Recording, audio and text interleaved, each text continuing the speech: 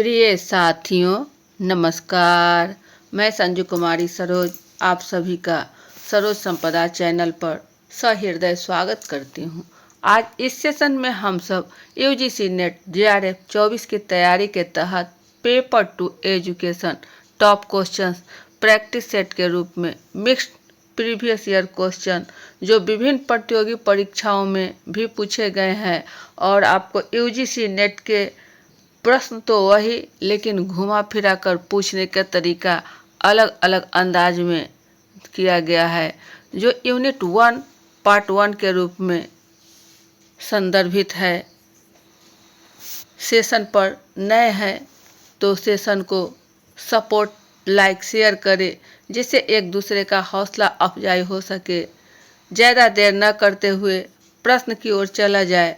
प्रश्न हमारा है 1 नंबर पर, निम्नलिखित में से कौन सा कथन औपचारिक प्राधिकारी के रूप में शिक्षक से संबंधित है? ए, शिक्षक समुदाय का सदस्य भी है। बी, शिक्षक और शिक्षार्थी सामाजिकरण की प्रक्रिया के अंतर्गत कई तरीकों से आपस में जुड़े हो सकते हैं। सी, शिक्षक न केवल अनुदेशन का अभिकर्ता है अपितु वह नियंत्रण और मूल्यांकन का भी अभिकर्ता है। डी, शिक्षक के कुछ अधिकार और कर्तव्य होते हैं जो उसके पास बृहत्तर तंत्र में उसके स्थिति से आते हैं। यह प्रश्न आपको यूजीसी नेट जेआरएफ दिसंबर 2015 से लिया गया है। तो इसमें सही प्रश्न का उत्तर बताना है कि हमारा कौन सा ऑप्शन सही होगा। इसका सही पूछा जा रहा है कि कौन सा कथन शिक्षक से संबंधित है, किस संदर्भ में? तो औपचारिक प्राधिकारी। तो ये आपका हो जाएगा शिक्षक न केवल अनुदेशन का अभिकर्ता है अपितु वह नियंत्रण और मूल्यांकन का भी अभिकर्ता है। ऑप्शन सी की ओर। ये रहा आपका सही आंसर का मिलान।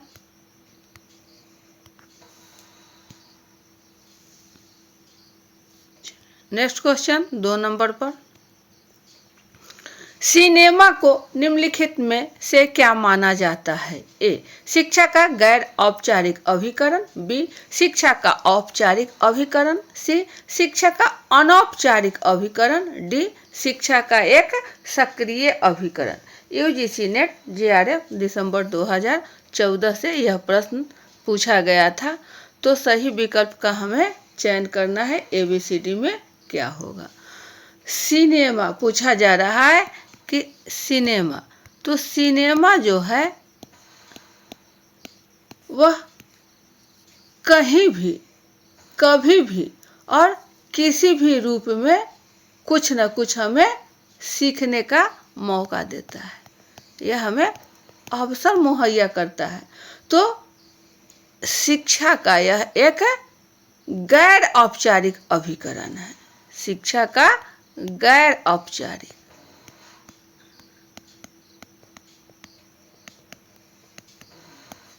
ऑप्शन हमारा ए की ओर होगा। सही आंसर का मिलान ये रहा।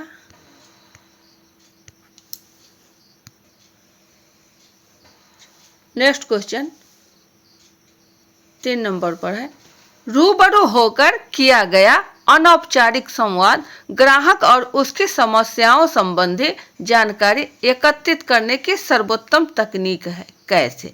ए, इसमें ग्राहक और उसकी समस्या संबंधित प्रत्यक्ष जानकारी लेने में सहायता मिलती है। बी, ग्राहक के साथ साक्षात्कार का आयोजन और साक्षात्कार करना बड़ा आसान है। सी, साक्षात्कार की वीडियोग्राफी की जा सकती है। डी, यह लचकीली है और इसमें ग्राहक सहज रहता है।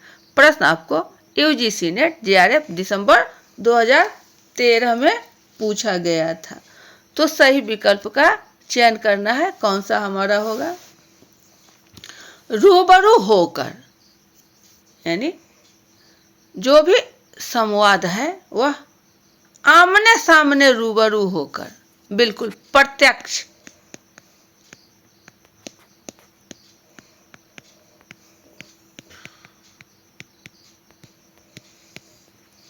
तो यह जानकारी जो है सर्वोत्तम तकनीक है। जानकारी एकत्रित करने की सर्वोत्तम तकनीक है। कैसे? इसलिए यह सर्वोत्तम तकनीक मानी जाती है क्योंकि इसमें ग्राहक जो है उनकी समस्या की प्रत्यक्ष जानकारी मिलती है। जो समस्याएं होती है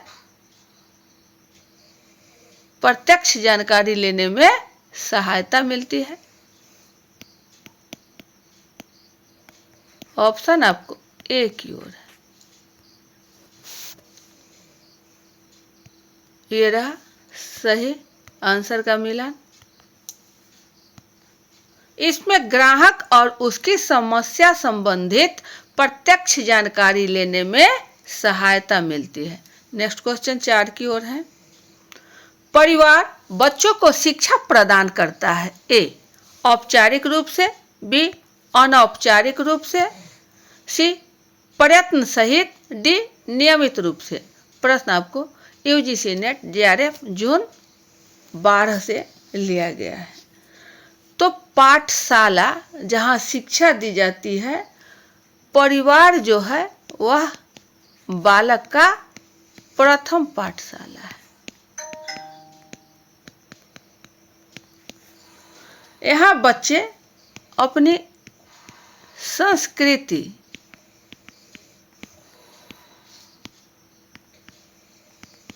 मूल्यों को सर्वप्रथम परिवार द्वारा सीखता है।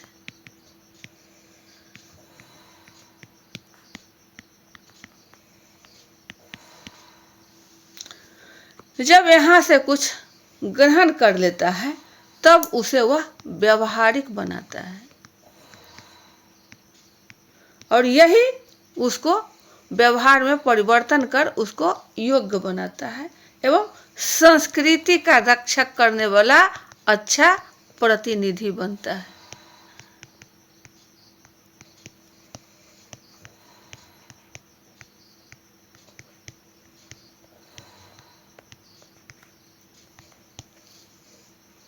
सही विकल्प हमारा अनौपचारिक रूप से। जो बच्चा है वह हमारा अनौपचारिक रूप से, चूँकि यह कहीं भी कभी भी किसी भी जगह परिवार में शिक्षा दी जाती है। ऑप्शन ये रहा सही आंसर का मिलान।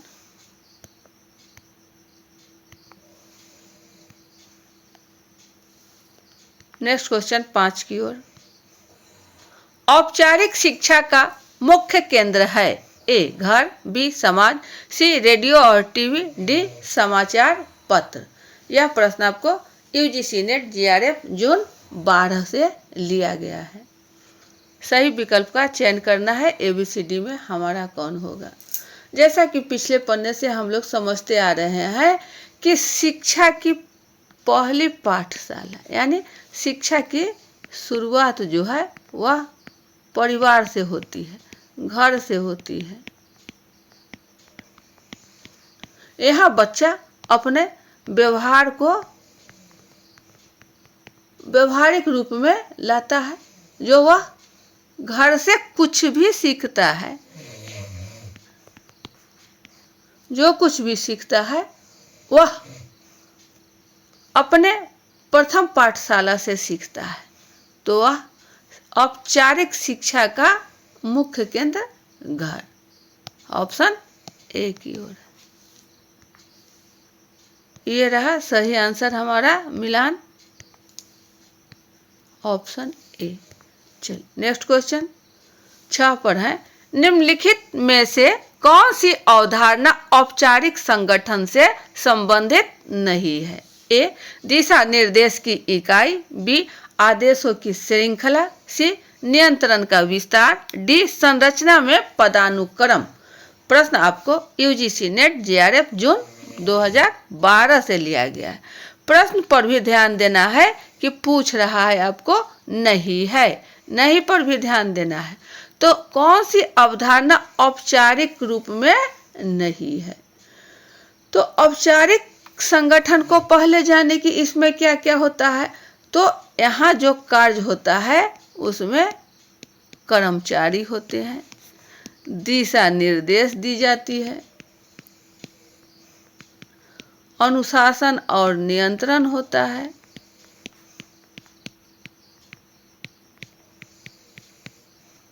जो एक निश्चित नियम के अनुसार अपने कर्तव्यों का निर्वहन करते हैं। यहाँ प्रशासक द्वारा भी दिशा निर्देश दी जाती है।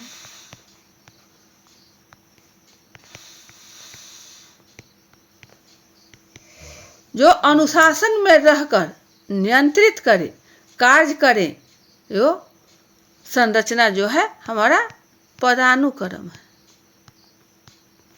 संगठन में रहकर किया जाता है। हमारा सही विकल्प संरचना में पदानुक्रम। और प्रश्न पूछ रहा है संबंधित नहीं है, ऑप्शन डी की ओर है। नहीं,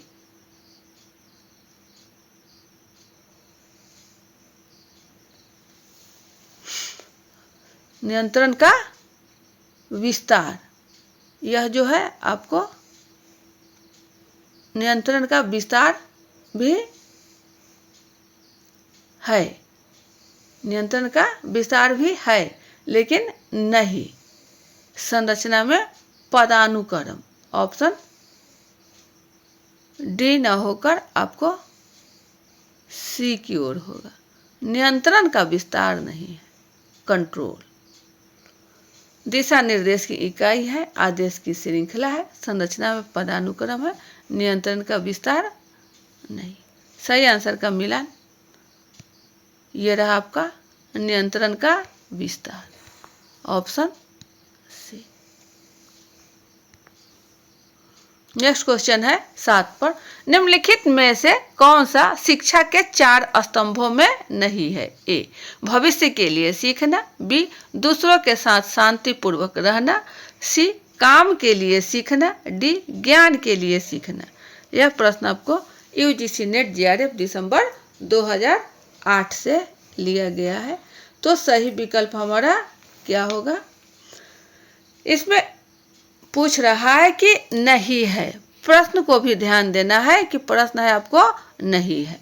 तो शिक्षा के 4 स्तंभ जो है वह है आपको भविष्य के लिए सीखना, दूसरों के साथ शांतिपूर्वक रहना, काम के लिए सीखना, लेकिन ज्ञान के लिए सीखना, यह 4 स्तंभों में नहीं है। ऑप्शन डी की ओर संकेत। ये रहा सही आंसर का मिलान, ऑप्शन डी। नेक्स्ट क्वेश्चन 8 की ओर, निम्नलिखित में से कौन सी अनौपचारिक संस्था है? ए, खेल का मैदान, बी, लाइब्रेरी, सी, सेमिनार, डी, क्लासरूम। प्रश्न आपको यूजीसी नेट जेआरएफ दिसंबर 2008 से लिया गया है। तो सही विकल्प हमारा कौन सा होगा? अनौपचारिक संस्था पूछ रहा है आपको, अनौपचारिक संस्था कौन सा है? तो लाइब्रेरी जो है, पुस्तकालय, यह आपको एक ऐसी संस्था है जहां बच्चे समस्याओं के समाधान को ढूंढते हैं।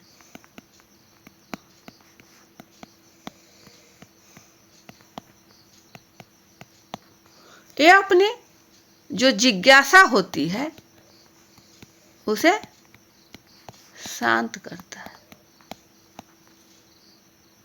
यहाँ कोई भी बाध्यता नहीं होती है, यह एक अनौपचारिक संस्था है।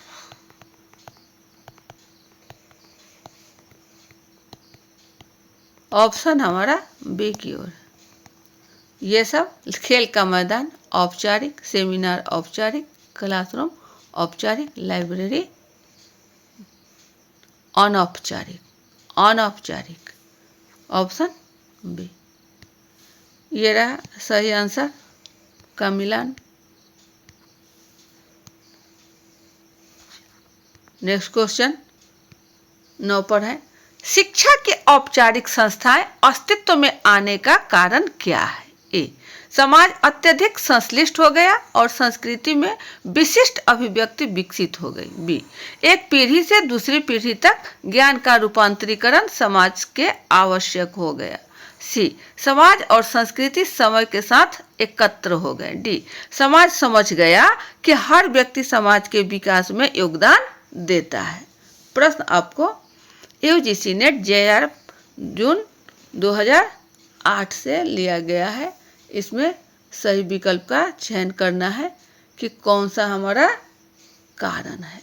शिक्षा के औपचारिक संस्थाएं अस्तित्व में आने का कारण क्या है?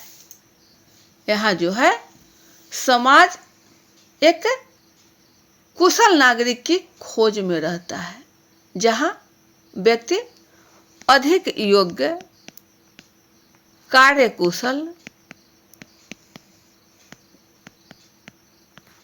व्यवहार कुशल, कर्मठ होने चाहिए। वे अपनी योग्यता, कर्मठ एवं कुशल व्यक्तित्व से स्कूल एवं अन्य औपचारिक संस्थाओं से आते हैं, जिससे उनका अस्तित्व बढ़ गया। इसके साथ सामाजिक प्रथा परंपराओं का संवर्धन एवं संरक्षण एक पीढ़ी से दूसरी पीढ़ी को हस्तांतरित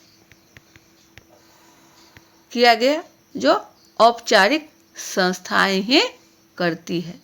तो हमारा सही विकल्प हो जाएगा डी की ओर। समाज समझ गया कि हर व्यक्ति समाज के विकास में योगदान देता है। ऑप्शन हमारा डी की ओर। ये रहा सही आंसर का मिलान।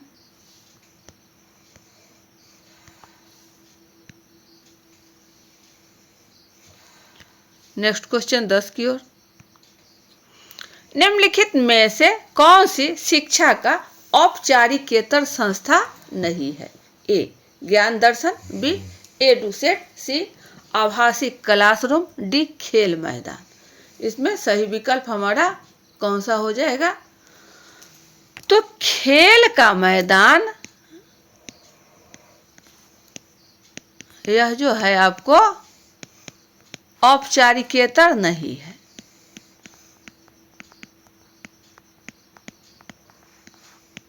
बाद बाकी ज्ञान दर्शन, एडुसेट, आभासी क्लासरूम, ये सब के सब औपचारिकेतर हैं। प्रश्न को भी ध्यान देंगे कि पूछ रहा है आपको नहीं, नहीं में कौन सा होगा? तो खेल का मैदान, ऑप्शन डी की ओर। ये रहा सही आंसर का मिलान, ऑप्शन डी। चलिए नेक्स्ट क्वेश्चन 11 की ओर, औपचारिक शिक्षा को किसने विद्यालय के शैक्षिक कार्यक्रमों के बाहर आयोजित कहा? ए, फिलिप कुम, बी, लावेला, सी, इलिच, डी, जॉन डीवी। सही विकल्प हमारा कौन सा होगा? Ivan Ilyich.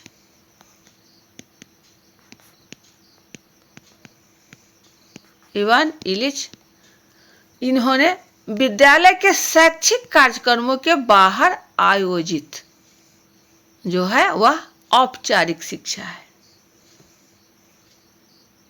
ऑप्शन हमारा सी की ओर है। इन्होंने ही, इवान इलिच ने ही डी स्कूलिंग सोसाइटी,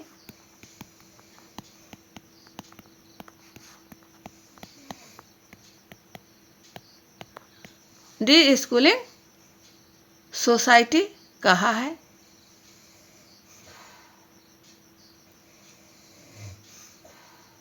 इस प्रकार सही आंसर हमारा है ये रहा इलिच। नेक्स्ट क्वेश्चन 12 की ओर, परिवार बच्चों को निम्न प्रकार से शिक्षा देता है। ए औपचारिक रूप से, बी अनौपचारिक रूप से, सी जानबूझकर, डी नियमित रूप से। प्रश्न आपको यूजीसी नेट जेआरएफ दिसंबर 2004 में पूछा गया था। प्रश्न वही है, प्रश्न को पूछने की नजरिया, उसकी तरीका घुमा फिरा कर, कभी उत्तर से प्रश्न तो कभी प्रश्न से उत्तर पूछे जाते हैं। इसलिए इसे आत्मसात करना आवश्यक है कि कौन सा हमारा होगा 12। तो पिछले पन्नों से हम लोग देखते आ रहे हैं कि परिवार या घर, यह जो है औपचारिक रूप से है। अनौपचारिक या इसे गैर औपचारिक भी बोला जाता है। गैर औपचारिक, जो औपचारिक नहीं हो, या इसे अनौपचारिक।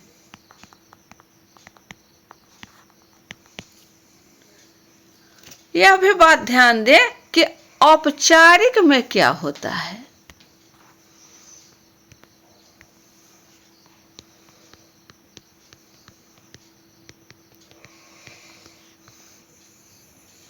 यहाँ औपचारिक में आपको पाठ्यक्रम होता है, एक समय होता है, एक संस्था होता है।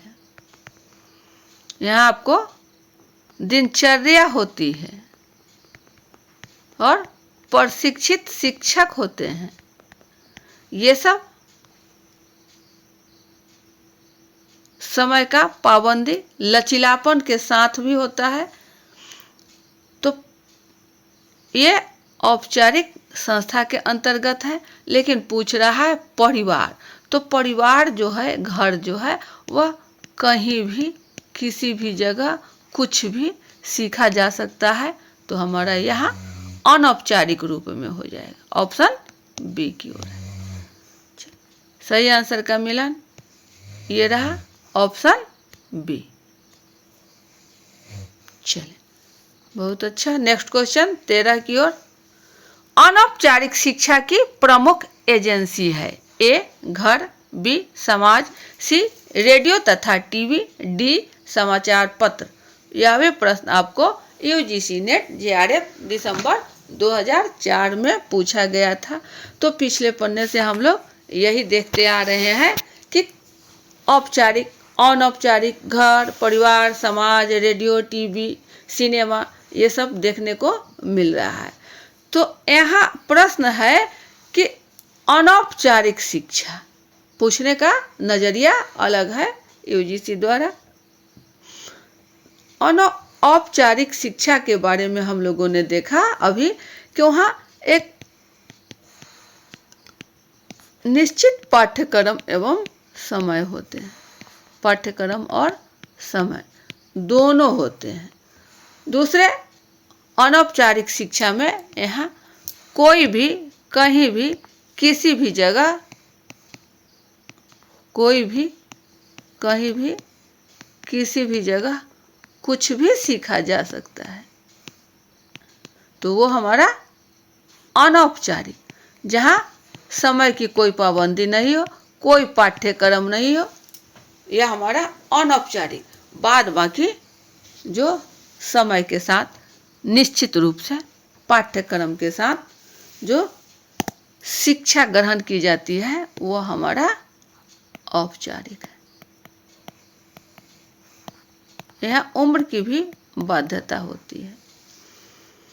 तो अनौपचारिक शिक्षा की प्रमुख एजेंसी के रूप में हमारा ऑप्शन परिवार या घर, ऑप्शन ए की ओर है। यही परिवार जो हमारा है, बच्चे के लिए प्रथम पाठशाला है।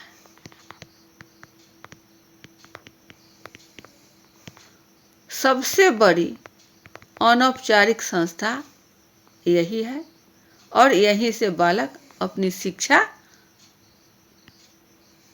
शुरू करता है।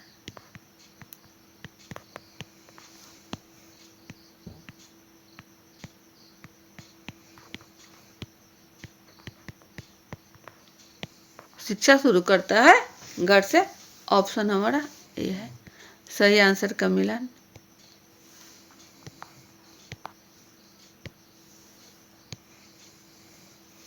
ये थे आपके कुछ महत्व प्रश्न यूनिट 1 से।